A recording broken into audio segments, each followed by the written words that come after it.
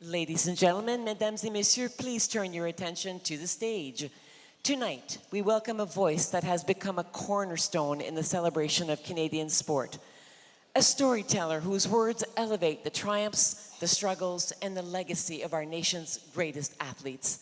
Il est un ambassadeur du sport canadien, reconnu pour sa passion et son engagement envers les récits qui nous inspirent tous. Please welcome the incomparable Scott Russell as he leads Conversations with the Class presented by Canadian Tire, featuring our 2025 inductees.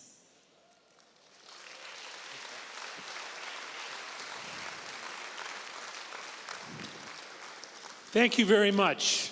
Great to be here. All that stands between you and the Toronto Blue Jays is me. And ladies and gentlemen, we're mid-first inning, and the score on home runs by Davis Schneider and Vladdy Guerrero Jr. is 2-0 Toronto.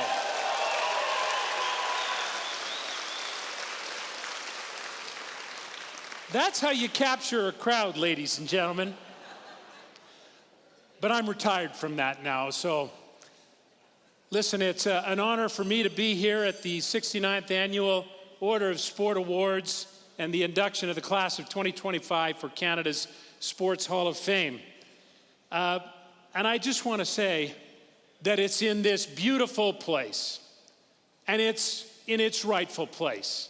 This is Canada's Museum of History, and sport is an essential part of the Canadian narrative, the Canadian story. And isn't this a beautiful venue for our Sports Hall of Fame, ladies and gentlemen?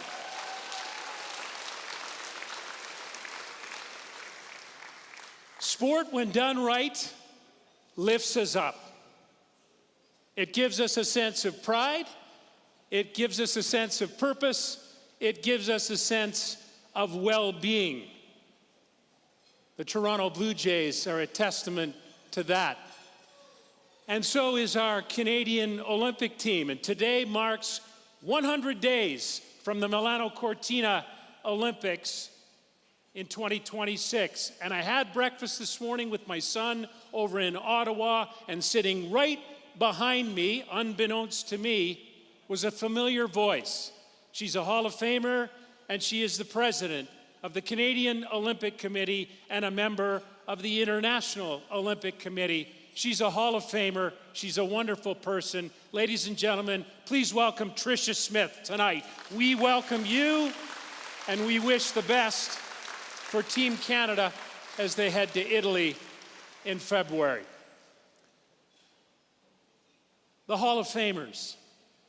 They are people who are inducted into this Hall of Fame and given the Order of Sport because of their performances. But they're also inducted into this Hall of Fame because of the values they represent. And they are the universal values of sport. Everybody knows them. Excellence, respect, and friendship. And the class of 2025 is a perfect exemplar of the kind of people that we call heroes in this country, and tonight is all about celebrating them. And we have a chance to spend a few moments of reflection with each of them before we get to the ball game. And I know that Ann Merklinger of Own the Podium is keeping score for me. She has the game up on her phone right there. So don't interrupt, Ann. Don't interrupt. Pay attention when we go ahead. I want to welcome our first group out tonight, and sport needs leadership. And these three members of the Order of Sport are wonderful examples of leadership. How about only the most prolific international goal scorer in the sport of soccer?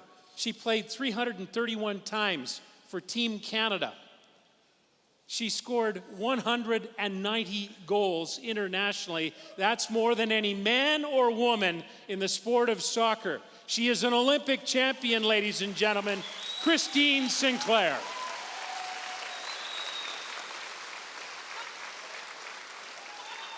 Christine has a drink in hand because it's the end of the evening. Great to see you, Christine. Great to see you. Another kind of leadership happens off the field of play. And our builder in the class of 2025 is a groundbreaking female executive. And you heard it on the video. It wasn't de rigueur to have executives who were female in the C-suite. But she made a difference, and she gave sport a social purpose at Canada's most iconic, I would say it's one of our most iconic corporations. I'm talking about Martha Billes, the co-founder of Jumpstart, who's represented tonight by Eva Salem, who is the Chief Marketing Officer of Canadian Tire. Welcome, Eva. Good to see you. And then someone who has given back to sport in terms of her performance, but also after her playing days were over. 6-time Paralympic champion, the only female Paralympian to win gold medals in 2 different events at the Summer Paralympic Games. She did it in wheelchair basketball, she did it on the track, and she went on to become a member of the legislature in the province of British Columbia, and she was also the cabinet minister, the Minister of Social Development and Innovation. How about a great career and a great hand for Michelle Stilwell, ladies and gentlemen.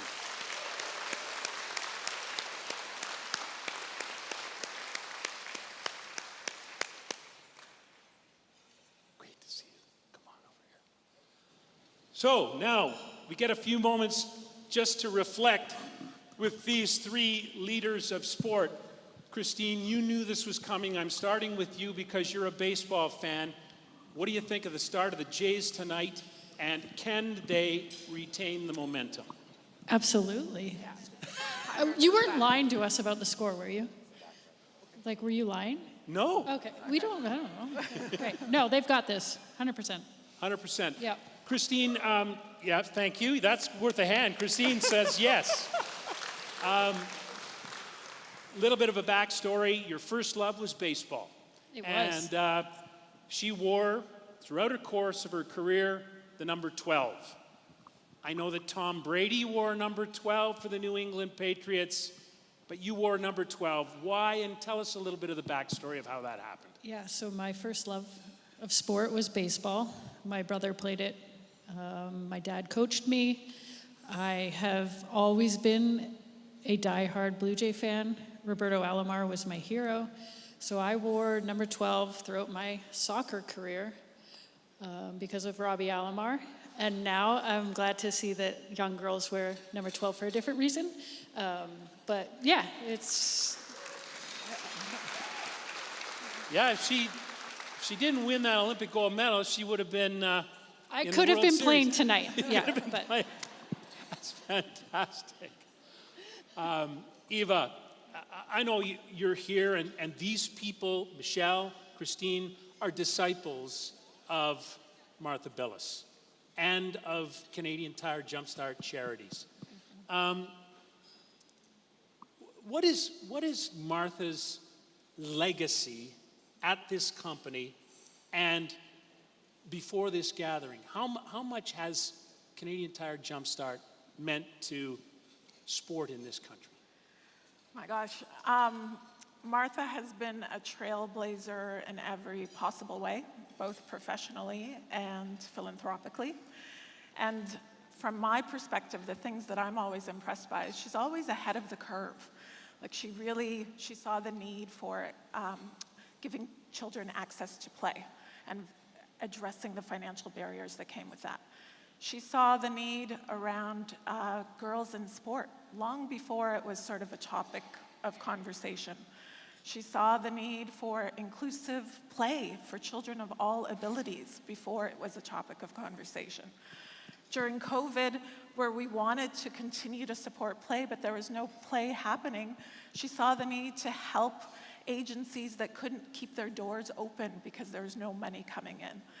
And so I respect her on so many different levels, but her ability to see what's coming and mobilize us as an organization and as a charity around those things, I think is really unparalleled. And it's not just financial support. It's her time, it's her energy, it's her son's time, her son's energy. It's just an honor to be a part of. And I speak on behalf of everyone at CT. It's one of the things we are most proud of as an organization. Absolutely. And I said that Eva is surrounded by Martha's disciples here in Christine and in Michelle, because Michelle, in addition to everything else she does, is a new board member of Canadian Tire Jumpstart Charities. And you know, Michelle, maybe if you could reflect on this from your experience as an athlete and now as somebody who continues her leadership in sport. I always loved the Canadian Tire, I guess, brand of Jumpstart that came to being, which was "We all play for Canada." It seems to me that it's so inclusive. Are we getting there to make sport inclusive in our country? I think we've made strides in the right direction. I think we are moving forward. We're not where we need to be. I think the leadership from Martha, Canadian Tire Jumpstart, actually the Nanaimo Inclusive Playground was the first playground that was opened ever. And I was the MLA, and I got to open it with Marco in Nanaimo. And what full circle is it now today to be here, to be a board member of the Canadian Tire Jumpstart family, and to learn from someone like Martha and see when you believe what is possible, what can be done, and making sure we're knocking down those barriers, because the barriers are there, they are put in place.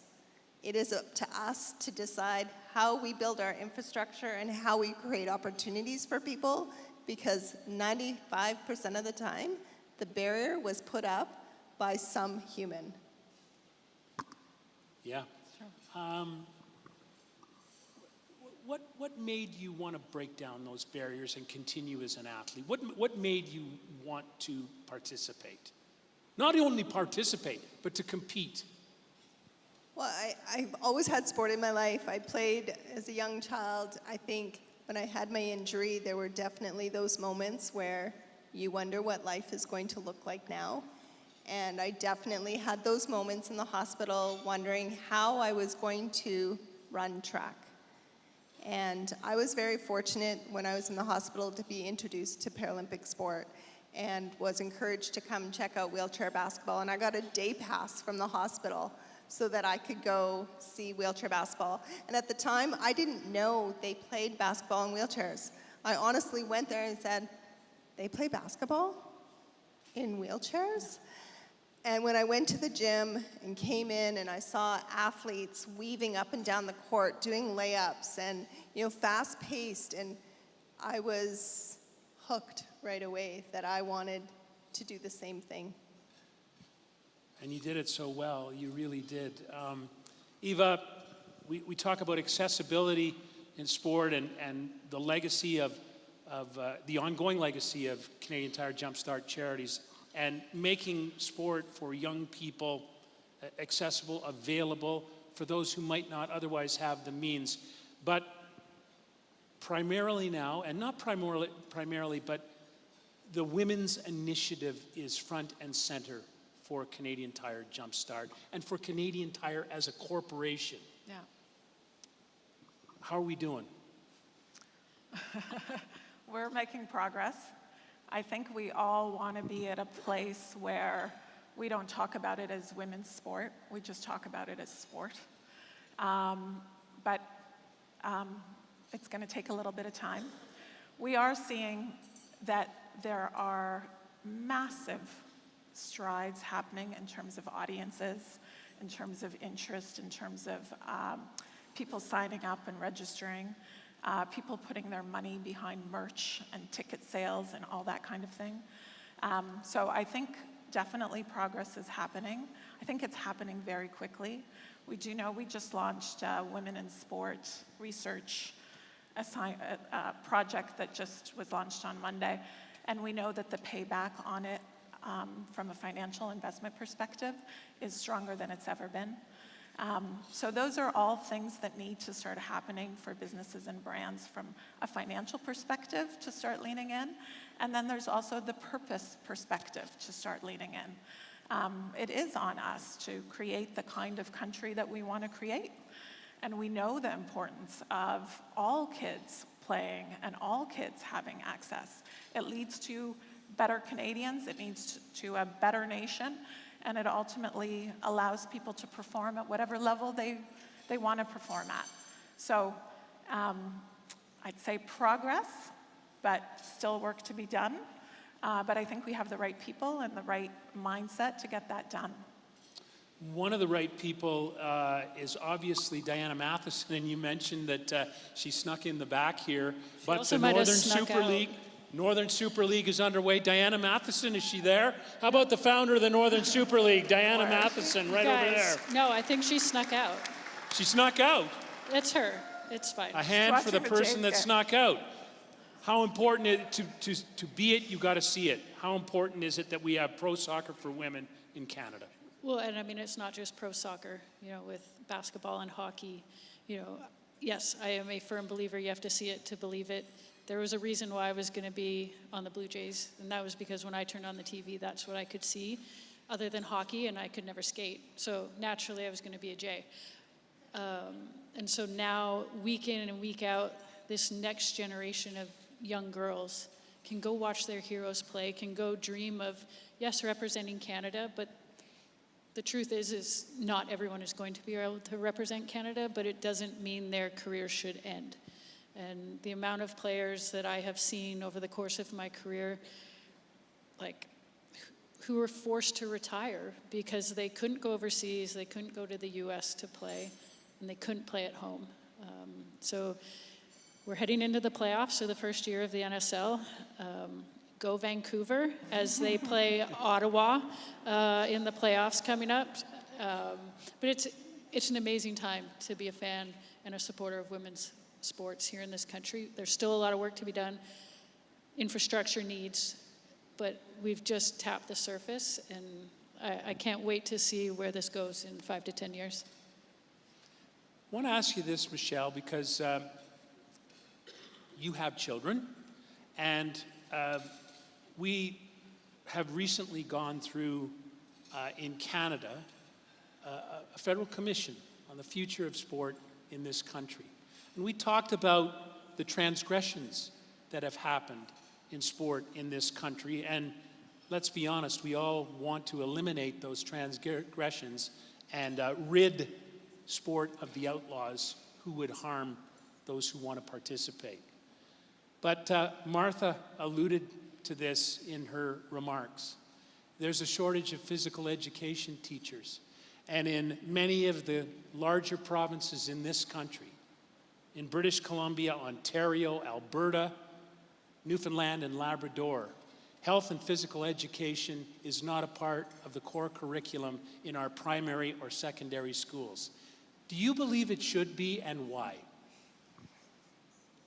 Absolutely. Yes. I believe it should be, and I think it is a fundamental part of how we build our future citizens, not just because the health and wellness that comes from sport, the confidence, the determination, the work ethic, the drive, the determination, all those wonderful things that we create when we give children opportunity to participate. Makes a better world for all of us. Makes us a stronger nation. And unless we invest in our youth, we don't have a future path. We have to inspire the youth so they become the next Christine Sinclair, the next Erik Guay, the next Michelle Stilwell. And they can't do that if they don't have opportunity. I agree with you 100%. Ava, 4 million young people in this country helped by Canadian Tire Jumpstart charities. Yeah. What has it given them, do you believe? What are the greatest things that have been afforded to those children because of sport? I think it's everything from joy and fun, which that matters, to the life skills that we've talked about that you get through sport, and just knowing that you matter, that everyone has access, that you should have opportunity. You are entitled to have opportunity.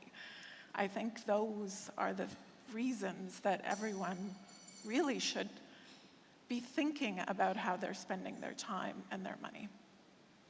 Christine, last word to you on this one. I remember London 2012, and I remember that game, as do so many people, against the United States, when your eyes were as big as frying pans, and you scored those 3 goals. And I remember you carrying the flag out of those games in London. What did that mean? Oh boy. You know, first of all, the game, still not over it. But I'm the proudest Canadian you're going to meet. And it has been the honor of my lifetime to represent this country. I grew up glued to the television, watching Olympians, watching these amazing athletes represent this amazing country. And to be honored and be given the privilege of carrying the flag at an Olympic Games, it's nothing you dream about as a kid. It was overwhelming. I wish I remembered it more. I wish I took in the moment more.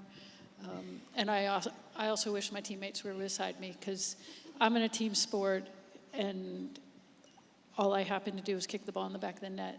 It was a moment, obviously, I'll never forget, and just the greatest honor of my career. Fantastic, yeah.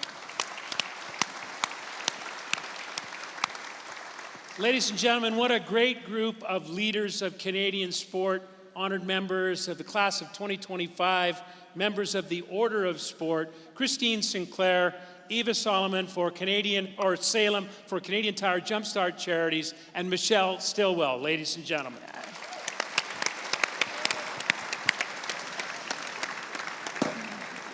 Thank you. Thank you. Thank you. Thank you, Eva. Thanks, Michelle. You're out this way. Thank you.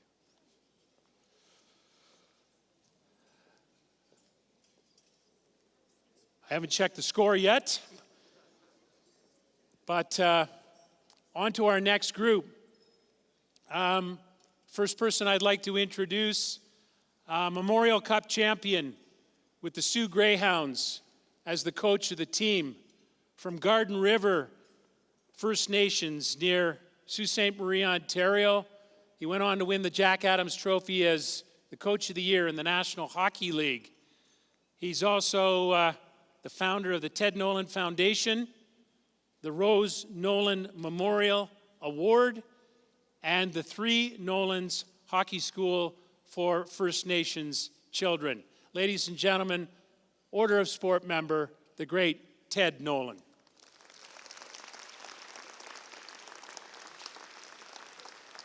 Hey, Ted. Yeah, right over there. And here's the thing about being involved with Canada Sport Hall of Fame and sports in this country. We're all members of a big family. But these 2 guys are actually members of the same family. So Ted's cousin happens to be our latest recipient of the Order of Sport, also from Garden River First Nations near Sault Ste. Marie. They called him the Z-Man. He was the most dominant pitcher in fastball. He is the first man inducted into Canada Sports Hall of Fame from the sport of fast pitch, softball, fastball, whatever you want to call it. And he's a 3-time Pan American Games champion, many-time world champion, Z-Man Darren Zack.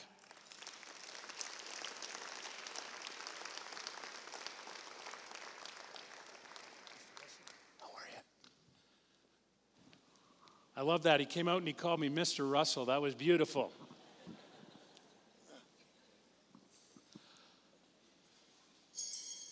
Ted, why don't we start with you? Because we talked about this last night at a reception.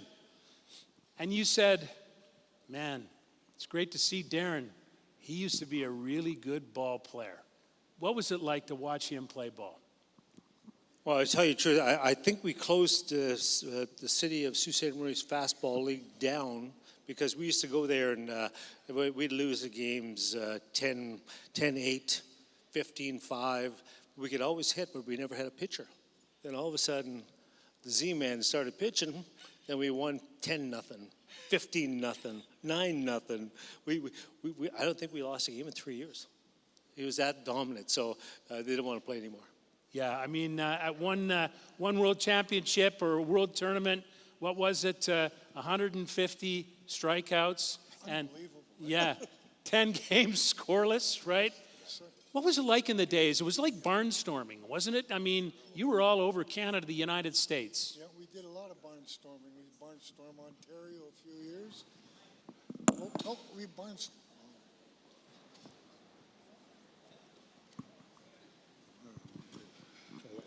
We barnstorm, yeah, a lot of barnstorming I did with the Gators and also with Tampa Bay Smokers. Yeah, we did a lot of small towns on a Monday, Tuesday, Wednesday, Thursday, and then playing their tournaments. It was a community thing, right? This was something that was tradition in your community on Garden River, that you were going to be a softball player. You were going to be involved in that game, right? Yes, sir. I was at the ball field every night. Yeah, it took a lot of practice. Tell me about that. There was a good story about you dreaming of playing for Team Canada. Yeah, and I woke up and told my mom about it. She was the only one home at the time. And what a dream it was. I don't know. I was just involved in playing ball, you know. And the dream just came. Yeah. And was your grandfather involved in that at all? Oh, yeah. Well, he was one of the main guys that, you know, you present your tobacco and good things happen. You know what I mean? Instead of take, you give once in a while. And when you give something, it always seems to come back. What was the biggest moment for you, Ted, in your sporting career? Was it the individual accolade of winning the Jack Adams as Coach of the Year? Was it winning the Memorial Cup for your home community? What was the biggest moment for you?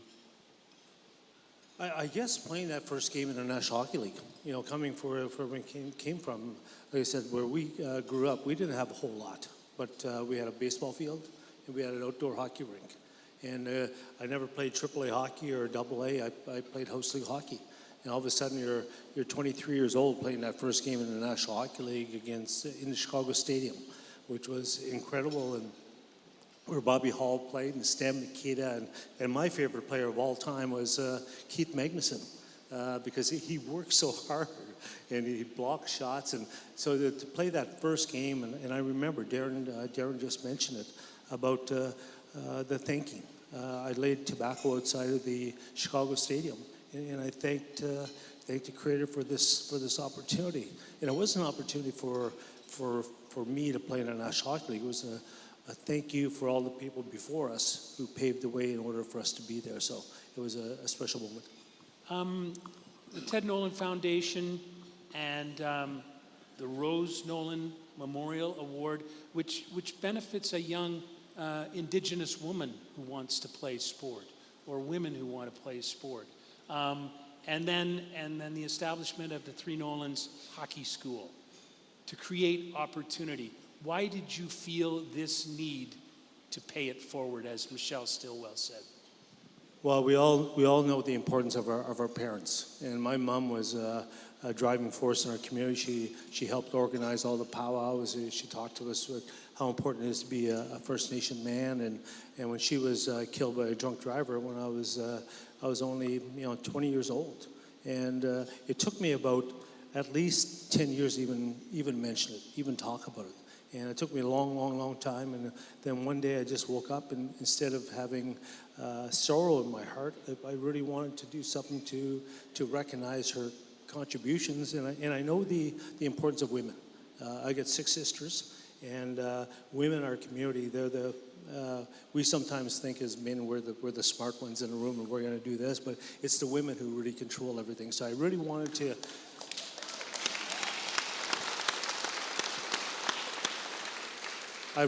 to honor that in a way, and so we established the Nolan Scholarship. And I still remember to this day when I called a couple of chiefs to help me out organizing it, and I said, I got a great idea. I said, we're going to raise some money. They thought I was going to do sports, but we chose education with our First Nation women, and to even top it up even better, our first recipient of the Rose Nolan Scholarship Fund is a medical doctor.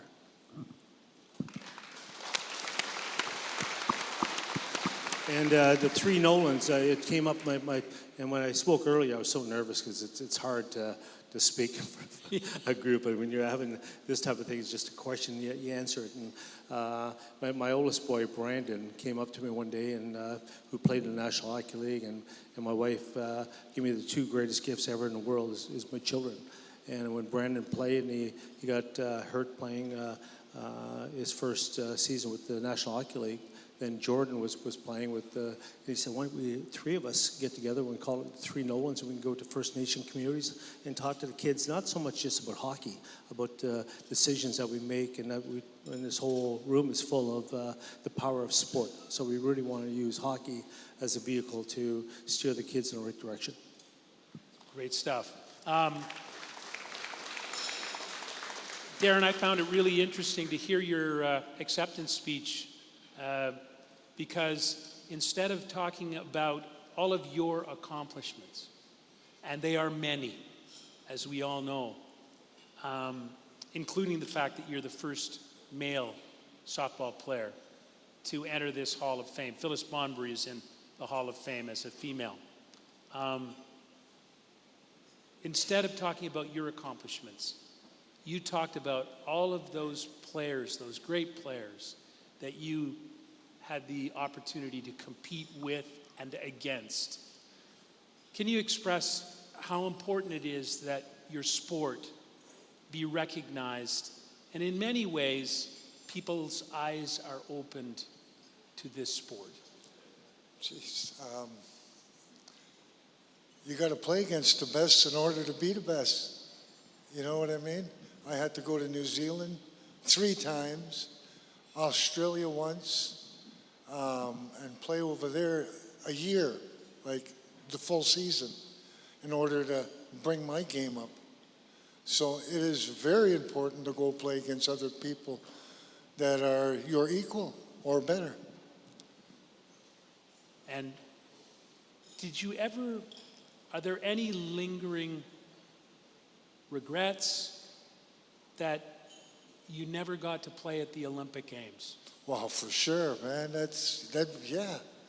Who wouldn't want to play in the Olympics, eh?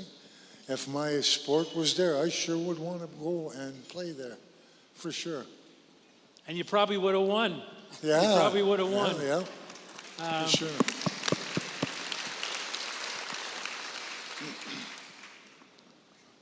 You're both Indigenous athletes and members of the Order of Sport. Willie Littlechild's here tonight. Wanique Horn-Miller's here tonight. I know, Ted, that when you were the coach of the Moncton Wildcats, you suffered some slings and arrows in Chicoutimi one night. Tell me how you got through that and how you've come out better on the other side. This is in 2006, I believe. You know, when we were growing up in the reserve, we go to the city, you could always get those little chirps in the background. Once you get back to the reserve, you're stinking wahoo or whatever the case may be. And but thank God I was around so much of my family. It didn't really affect me. We just waited for them after school. And we changed our opinion on a couple of those things they said. But here I was, a grown man, standing behind a bench of young, majority of white kids from the city, coaching in a Quebec Major Junior Hockey League. And here I was sitting on a bench, and the fans were giving the old tomahawk chop, and they're giving the old thing, and I had to get escorted out of the building by the police. I never seen anything like it in my life. And to stand there, I think that's what we talk about, the power of sport. One of the easiest things I could have done was to respond and get over that glass and talk to the people who actually said it. But I kind of framed myself, and the young hockey players were looking at me as what should I do, and think that's what I like about sports. It teaches you discipline, it teaches you respect, and hopefully that lesson that I took a few name calls helped the rest of those teammates.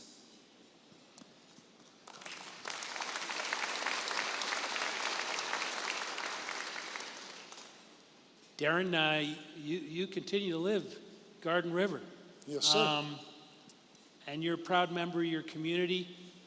You ran for office at one point there. At one point I did, yeah. To represent your community. Yes, sir.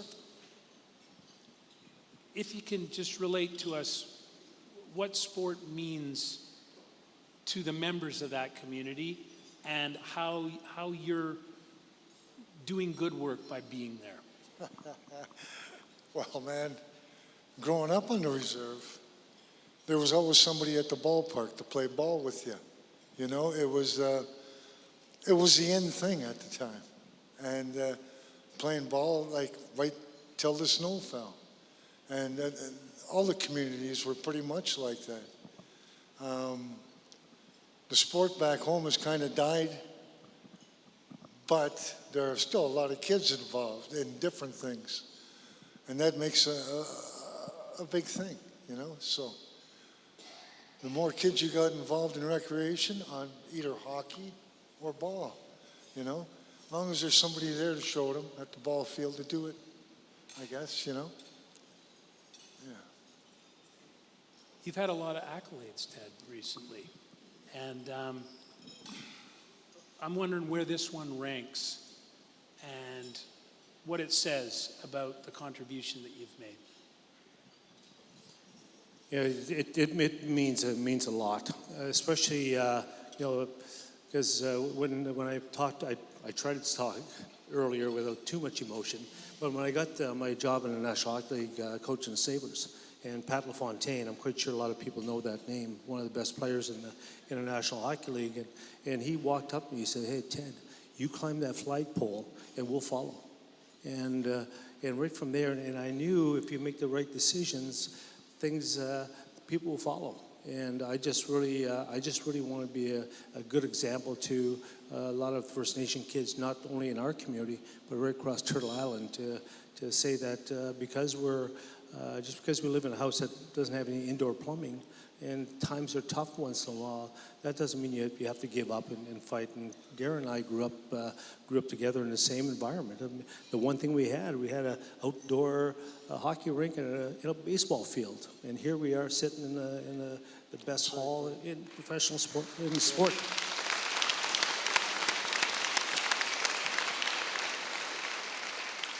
There they are, ladies and gentlemen, two great Hall of Famers, members of the Order of Sport, Ted Nolan, Darren Zack, Z-Man.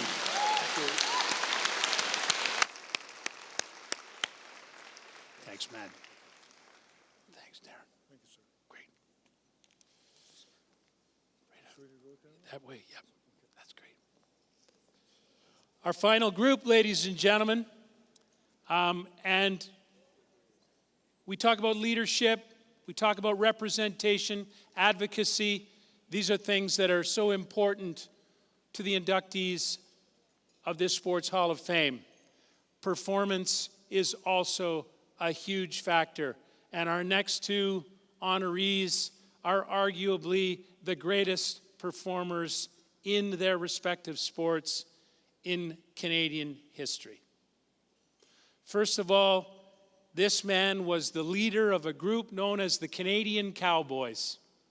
He was on the World Cup podium, the White Circus podium, 25 times, more than any Canadian alpine skier. He had 5 World Cup wins. He was the world champion twice, for the first time in the downhill in 2011 at Garmisch-Partenkirchen, Germany. For the second time in 2017 at another classic course in St. Switzerland, where he was the champion of the Super G, and he came second in the downhill at those World Championships. He is the most prolific alpine skier in the history of this country, and he is the first alpine skier who has been inducted to Canada's Sports Hall of Fame since Karen Lee Gartner came in 1995. He's from Mont-Tremblant, Quebec, and he is Erik Guay, ladies and gentlemen.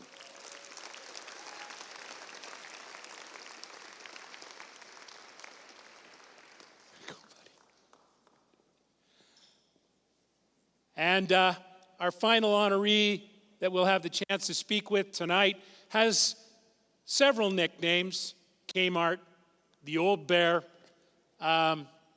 He simply is the most decorated men's curler in Canadian history. He's Olympic champion, Olympic silver medalist, world champion. He's a 4-time Brier champion as the Canadian champion in a country where curling is a national pastime, a national passion, a national obsession. He is also a trailblazer in the sport of curling, arguably the first person in the world to make curling his professional pursuit and full-time job. The Players Association, the World Curling Tour, the Grand Slam of Curling are all a credit to the great Kevin Martin.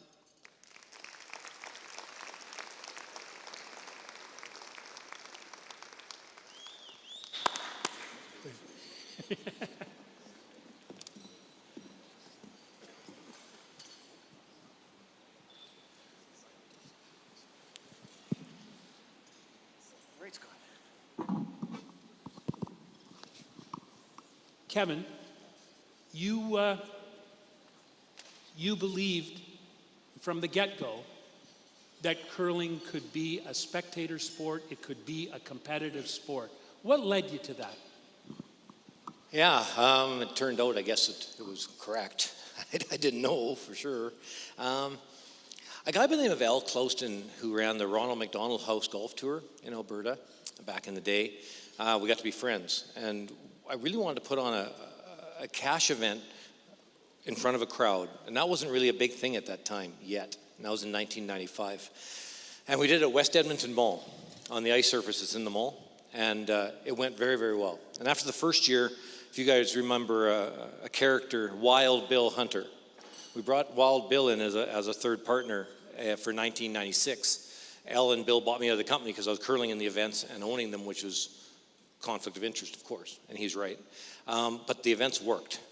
And so from there, meeting with Kevin Albrecht and IMG Canada, that's kind of how it got started. Kevin bought into this idea of a grand slam of curling like golf or tennis, have 4 big events, and a champion out of that. And now today it's 25 years actually that it's been going. And did I know it was going to work?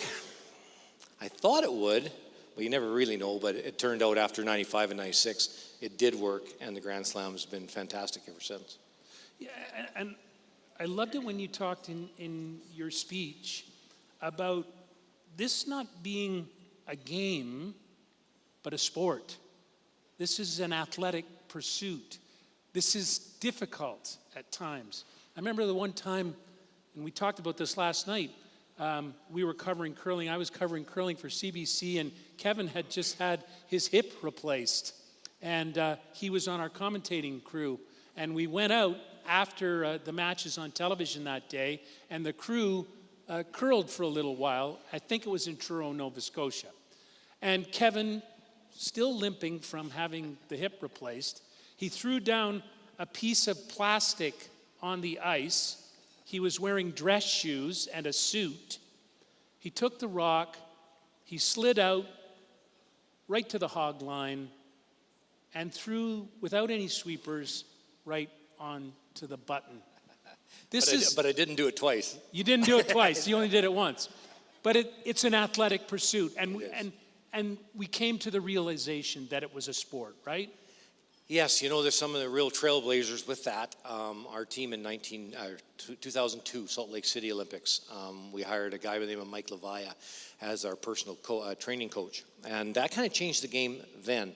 And then the 2006 Olympics, Brad Gujou and their team were incredibly fit, and it just kept growing like that. In 2010 with John Morris, Mark Kennedy, and Ben Hebert, they came out of baseball and football. So very fit. And just over time, I think it changed. Now it would be no different than hockey or any other sport. Now the athletes are incredibly fit. They work out incredibly hard, and you see them getting bigger, stronger, faster. And I think that's good in all sport. Erik, what was it like to be on the White Circus? I loved it. I mean, I think it was Ken Reed and the Crazy Canucks talked about that. The White Circus in Europe, where alpine skiing was this obsession, and the Canucks came along in the 1980s, and then you in a way revived that when you cracked the podium on the World Cup in 2003 at Lake Louise with that silver medal.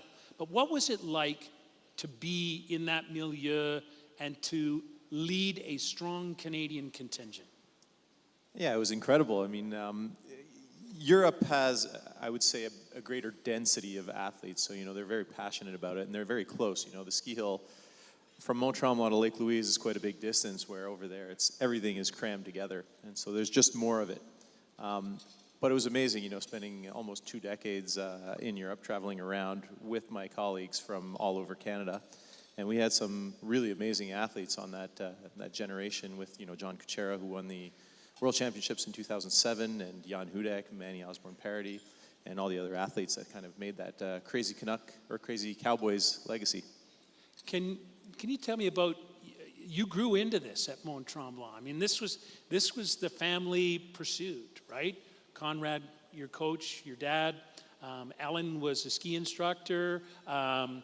Stefan and Christian, your brothers, were skiers, and this was the family thing to do in Mont Tremblant. How did that groom you to get where you were? Well, I mean, you mentioned it, growing up in a household of skiers, in a community of skiers, because Mont Tremblant, was based on skiing. It's our whole economy. And, it was tremendous. I just remember at a young age trying to catch my older brother, and later on trying to stay ahead of my younger brother. And that's what kind of pushed me along the way. And, without my parents that would bring me out on the hill every day and kind of leave me there until 4, I would never have had those opportunities to be on the hill. And now I'm just trying to do the same thing for my kids and give them those opportunities to learn how to ski and travel and enjoy it. 4 daughters, all in skiing, and they also play rugby. Is that right? Yeah, fantastic. Kevin, one of the things that is a mark of your career is, I don't know what the years were exactly, but I'm going to say around 2002, 2006, and Randy Ferbey handed you that award today, and it was a rare thing to see that, because I remember those days when you guys might pass each other in the hall and might not say too much to each other. But, I mean, what was that rivalry like with Randy? And Randy's here tonight and such a great member of the Hall of Fame. Yes. Actually, truth be known, I'd go over to Nate when Randy's working there, and we'd talk for a long time. So actually, on the ice, things weren't always really cordial. Off the ice, just like last night, we went and had a glass of wine or two in the lounge last night when we were done. So, but on the ice, that was a rivalry. That was something else for about, it had to have been a good 5 years of battling, trying to, because of both being out of Alberta, how it works, you have to win your province to get to the national championship. But we were both in the same province, both based city, in the same city. So can't both go. So those were some wicked matches. Wicked matches is right. Dave Nedowin was involved on his team, right? And they had Huff and Puff were doing pretty good things on the brooms. And you had some great teams too. But the thing about you, Kevin, was you were able to attract guys to come to your team, and they weren't always the same guys. There were guys that wanted to come to play with Kevin Martin, and you were able to build teams. That's the way curling went, right? That's where it is now. Certainly, I definitely always looked at the sport of curling as a business, and trying to operate our team like that through sponsorship, through our PR. Lorraine Quintero, who you know, of course, from Toronto. She was my PR person for many, many years. Still talk to her once in a while. But between all of that and the players, trying to build, I guess, the right organization wouldn't be a lot different than baseball or hockey or any other sport. You need to have the best people in the right spots. And the team after the 2006 season, bringing in John Morris out of Ottawa, it was very difficult to get him there, but he was the phenom up-and-comer, young guy. And then I mentioned football players. Mark Kennedy and Ben Hebert were both quarterbacks against each other. One was for the Huskies in Edmonton and one for the Rams in Regina. So really good athletes. So that's what we tried to build the team around, with athleticism, and then worry about the curling, and I think that was smart. Alpine skiing at the level of the World Cup, Erik, is such an athletic sport. And one of the things that I'm sure you take great pride in, and maybe you can reflect on it, is your longevity, because you did have a career that was, close to 2 decades, right? And when he won the World Championship in 2017 in St. Moritz at the age of 35, he became the oldest world champion in alpine ski history. So can you express how proud you are of that ability to be consistent, to be physically in the game for that long? I think you said it well. It's consistency and staying fit and the ability to come back from injuries. I think having a team around you really helps. Obviously it's easy when all things are going well and you're winning races. It's coming back from injuries that are tough. So then again, when you have family and friends and colleagues that are supporting you along those ways, that's when it's really important. And I felt like I was quite lucky. I had great coaches. I had really amazing physios and doctors. So I was able to bounce back in such a way that it wouldn't take so long before I found my stride. But without them, there's no way I would have been able to do that, especially for that long. Last one for you, and then I'll give Kevin the last word. The Olympic Games are coming up in Milano Cortina in 100 days' time. And we've talked about this in the past, but this time, at the Olympic Winter Games, alpine skiing will be in a traditional venue with real ski courses. The women are going to ski at Cortina in the Dolomites on the Olympia della Tofane, and the men are going to ski at Bormio on the Stelvio. It's going to be magnificent. What are you looking forward to from these traditional Olympics from an alpine point of view? So for those of you who don't know, often we go to strange places or places that we don't regularly go for downhill races. So the skiers are really learning them at the same time, but they don't have a lot of experience on those tracks. They don't know exactly how these corners can be run, how tight they can go, how big the jumps will be. But Bormio, of course, they go there every year for the World Cup, and so they know it very well. So I expect it's going to be quite a battle. Those who don't know Bormio, most people know Kitzbühel as the hardest course on the World Cup. But Bormio is as hard and longer and much more challenging physically. So I expect the ones that are going to win there are going to be in incredible physical shape, and it's going to take a lot of courage, especially to win in the downhill and the Super G. Can we say the name Jack Crawford and Cam Alexander? That's what we're hoping for, right? Yeah. Let's go, Canadians. Great Canadian skiers, of course. Jack Crawford won Kitzbühel earlier this year. Kevin, last word to you. Curling has always been Canada's game. Always been Canada's game.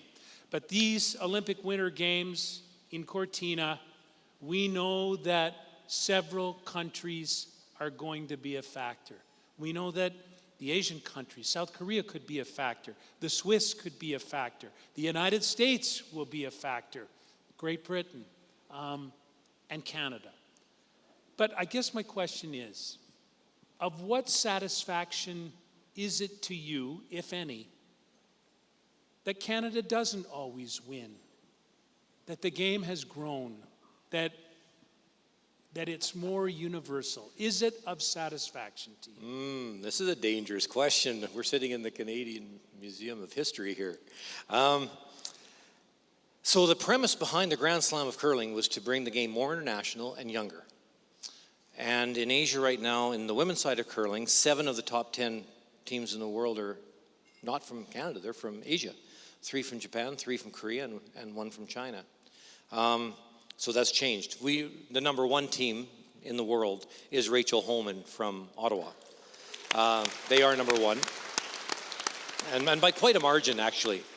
They're fantastic. So I like our chances on the podium if Rachel can, but you got to win Canada first, and that's hard. But as long as she gets through that, I like our chances. In men's, there's 6 or 7 countries, Great Britain, Scotland, they're number 1 right now. You got Nicodine, 7-time world champion and Olympic gold medalist, reigning Olympic gold. Retornaz, that's the Italian team. They are fantastic. They're beasts. Amos Mozaner is incredible. He's 6'7", 260, 270. Guy's a monster. He's a great guy. But yes, you've got all these countries. U.S., of course, will be very difficult depending on who wins. That Olympic trials is coming in a couple of weeks. So it's an exciting time. Canada, yeah, we certainly are looking good in the women's side. In the men's side, it's going to be a fight to get on that podium. And as a Canadian, we expect our curlers to get on the podium. And it'll be tough.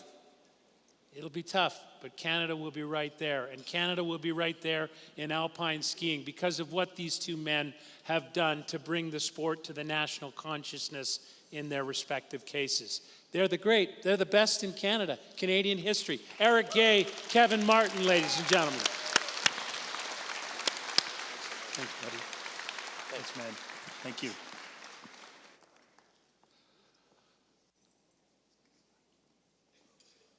Wow, they're great. What an incredible evening, ladies and gentlemen, celebrating the 69th Order of Sport Awards, honoring excellence, perseverance, and the power of sport to bring us all together. Tonight, we also mark the beginning of something which is even a little bit bigger, and that's the 70th anniversary of Canada's Sports Hall of Fame. Over the next year, the Hall will celebrate 70 years of sport, impact, and legacy, culminating at the 70th Order of Sport Awards in November of 2026, right here at the Canadian Museum of History. This milestone is more than an event, it's a national celebration of sport and sport's power to unite communities, drive social progress, and inspire the next generation. Honorees will include 3 trailblazers and 1 recipient in each of the Legacy Visionary, Legacy Family, Legacy Corporation, and Legacy Sport for Good categories. They're all shining examples of perseverance, inclusion, and positive change. It's a time of immense change in our society and in our culture. The 70th anniversary gives Canadians a chance to come together through sport, to celebrate the past, honor the present, and most importantly, inspire the future. To officially kick off this milestone, we're proud to share an inspiring PSA produced by CBC Radio-Canada featuring iconic voices. Hockey great Hayley Wickenheiser, Sid the Kid, Sidney Crosby, the wonderful Michael Bublé, and Senator Chantal Petitclerc. They are all legends whose stories embody the heart of Canadian sport. Ladies and gentlemen, be safe when you go home. Have a wonderful evening. Thanks for joining us, and let's take a look at the 70th anniversary. Hello, Canada. I'm Sidney Crosby. Je suis Chantal Petitclerc. I'm Michael Bublé. I'm Hayley Wickenheiser. I know firsthand how sport can bring us together. Et depuis 70 ans, Canada's Sports Hall of Fame has done more than preserve sport history. And for 70 years, they've brought it to life. Ils célèbrent les moments qui nous unissent and the heroes whose stories continue to inspire us. From the legends who made history on the biggest stages, nos rêveurs et bâtisseurs qui ont changé des vies, sport has always shown us who we are. and who we can become. These stories are the heartbeat of our nation. Merci au Panthéon des sports canadiens For shining a light On the power of sport. Does it get any better than that? 70 years of stories. 70 ans d'impact. 70 years With Canada.